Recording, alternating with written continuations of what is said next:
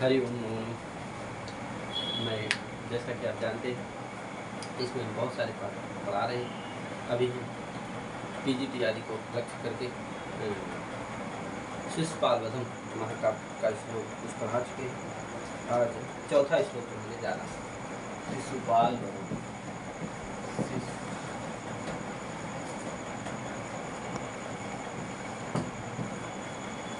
मांग छुट्टी है तो चलते हैं। तो देखिए चौथा श्लोक है। नवान अधोधो बृहतः पयोधरान समूढ़ कर्पूर पराग पांडुरम क्षणम क्षणोक्षिप्त गजेंद्र कृतिना स्फुटोपमं भूतिसितेन संभुना।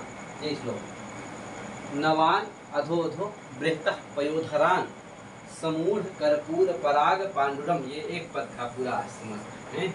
समूढ़ कर्पूर पराग पांडुरम क्षणम क्षणोक्षिप्त गजेंद्र कृतिना, ये एक है पूरा।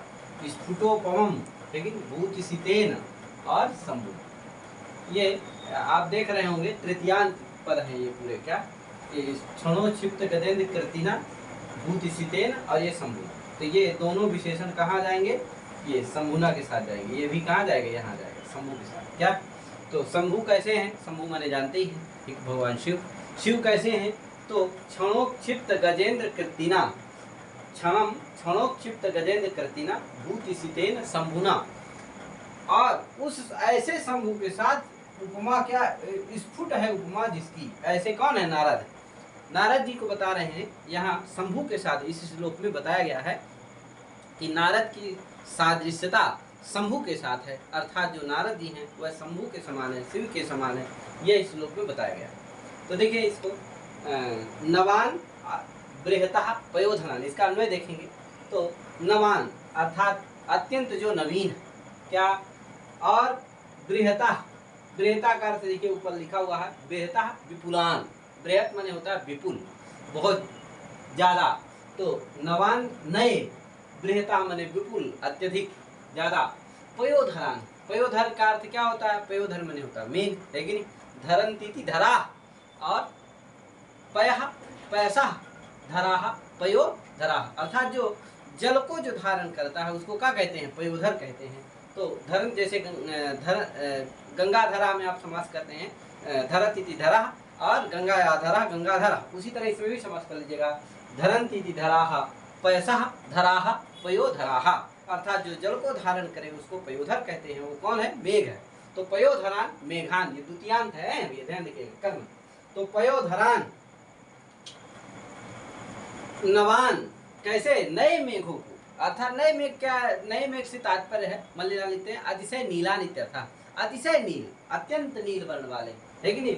तो अतिशय जो नील है, नवीन है। नवान माने अतिशय नवीन है, नील है, अर्थात बृहद है, विपुल है।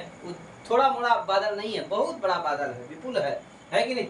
ऐसे बादल के आधा आधा गंगा जो नारद जी हैं वो क्या कर रहे हैं? ऊपर से आ रहे हैं, है कि नहीं? चेष्टिशामित्यवधारितं पुरा ततः शरीरिति विभाविता कृतं विभुर्विभक्ता वयं पुमानिति क्रमादं नारदिति बोधिसा। तो ऊपर से नारद जी आ रहे हैं। तो जो मेघ के जब नीचे आए तब भगवान शिव के समान उनकी उपमा दे रहे हैं। कवि बता रहे हैं कि तो उस मेघ के आधा आधा, अर्थात उस मेघ के नीचे अत्यंत समीप जब आए तब वो कैसे दिखे भैया? तो शंभुना स्फुटोपमम, वो शंभु के समान उनकी उपमा सादृश्यता दिखी अत्यंत स्फुट रूप से, है कि नहीं? तो समूढ़ कर्पूर पराग पांडुरम, समूढ़ का अर्थ क्या है? देखिए समूढ़ शब्द आया। समूढ़ का अर्थ देखिए समूढ़ा पूंजीकृत। हाँ, समूढ़ का अर्थ क्या है? पूंजीकृत है कि नहीं? एकत्रीकृत, है कि नहीं? पराग का मतलब होता है चूर्ण, पांडुरा का मतलब शुभ्र वर्ण होता है कि नहीं भैया? तो ये जरूर ध्यान रखिएगा। तो समूढ़ा माने पूंजीकृत, एकत्रीकृत क्रिया हुआ जो, अर्थात इकट्ठा किया हुआ जो कर्पूर है कि नहीं? कर्पूर माने समझते ही हैं। तो पूंजीकृत जो कर्पूर है शुभ्र वर्ण का होता है। कौन? कपूर जो होता है वो क्या होता है? शुभ्र वर्ण का ना होता है, सफेद ही ना होता है। अतः समूढ़ा माने पूंजीकृत, यह कर्पूर, है कि नहीं? अथवा समूढ़स्य कर्पूरस्य, है कि नहीं? समूढ़स्य पूंजीकृतस्य कर्पूरस्य परागः, ये पराग है। पराग माने होता है चूर्ण, परागः चूर्णः, है कि नहीं? तो पराग का मतलब है चूर्ण। तो समूढ़स्य कर्पूरस्य पूंजीकृतस्य कर्पूरस्य यह परागः इति समूढ़ कर्पूर परागा। जान ही रहे तत्पुरुष समास हुआ, षष्ठी समास हुआ है। समूढ़स्य पुंजीकृतस्य कर्पूरस्य यह परागः इति समूढ़ कर्पूर परागः। तद्वत् पांडुरम, ये क्या हो गया? उपनिषद समास हो गया, है कि नहीं? तो तद्वत् समासः, तद्वत् पांडुरः, सॉरी, तो तद्वत् पांडुरः माने शुभ्रवर्णः इति समूढ़ कर्पूर पराग पांडुरः। तो जानिए तद्वत् पांडुरा, तो ये क्या हो गया? यहाँ उपमित समास हो गया, है कि नहीं? तो उपमित कर्मधारय समास है, अतः इसमें षष्ठी तत्पुरुष भी है और उपमित समास भी है कि नहीं? अतः समूढ़ कर्पूर पराग पांडुर, अर्थात जो एकत्रीकृत किया गया जो कर्पूर है, कपूर है, उसका जो पराग है अर्थात चूर्ण है, उसके समान शुभ्र वर्ण वाले, किसको देखा? नारद जी उस समय प्रतीत हो रहे हैं, जब अत्यंत विशाल जो मेघ है उसके जब नीचे थे नारद जी, तो कैसे दिखे वो? तो अत्यंत पुंजीकृत जो एकत्रीकृत जो कर्पूर है उसका जो पराग है, चूर्ण है, उसके समान तद्वत् पांडुरहा तम नारदम ददर्श, है कि नहीं? अथवा तम नारदम स नारद इत्यबोधिसा, है कि नहीं?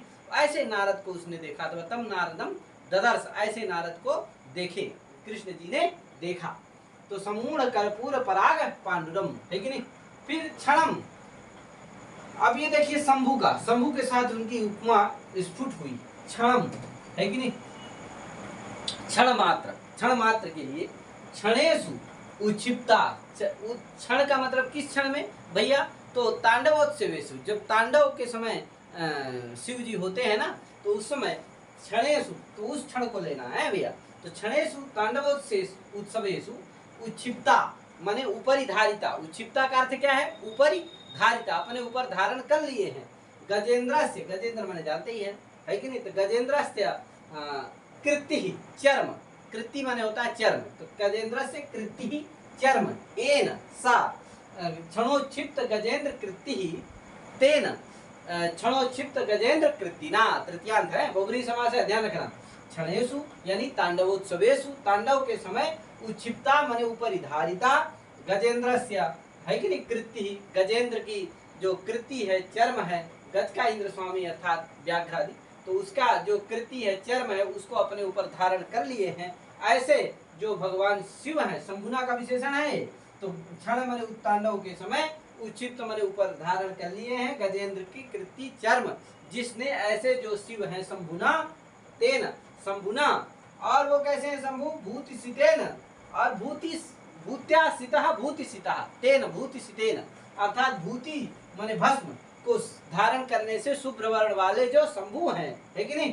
तो भूतिसितेन शंभुना, भूत्यासितः भूतिसितः, तेन भूतिसितेन शंभुना, तो भूति जो भस्म को धारण करने से शुभ्र वर्ण वाले हो गए हैं, ऐसे जो शंभु है उनसे स्फुटोपमम, स्फुटा उपमा यस्य सा स्फुटोपमः तम स्फुटोपमम, है कि नहीं? द्वितीयांत है, ध्यान रखिएगा। स्फुटोपमम अमुम का विशेषण है ये, अमुम नारद इत्यबोधिसा, और अमुम का यह विशेषण, ऐसे नारद को देखे, है कि नहीं? तो स्फुटोपमम, अतः शंभु के समान उनकी उपमा स्फुट है, अत्यंत प्रतीयमान है, ऐसा इसका अर्थ है। तो देखिए ये भी लिखा हुआ है इसका, समूढ़स्य कर्पूरस्य, समूढ़स्य का अर्थ बता दिया, पुंजीकृतस्य कर्पूरस्य परागः, समूढ़ कर्पूर परागः, षष्ठी समास हो गया।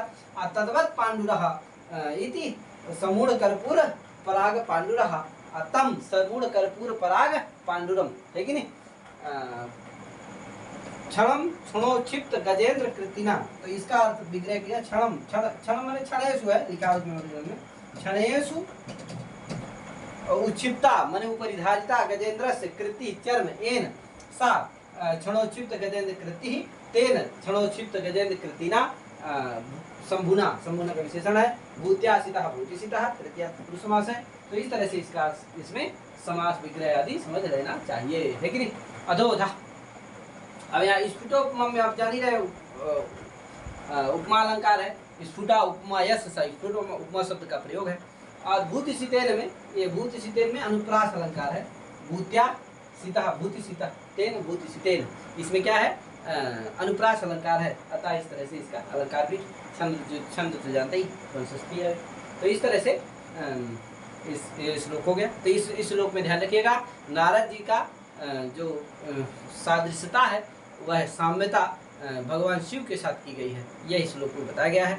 तो आज इतने पढ़ा के अपनी बारी विराम देते हैं। सभी को हरिओम, नमो नमः, जय श्री राम।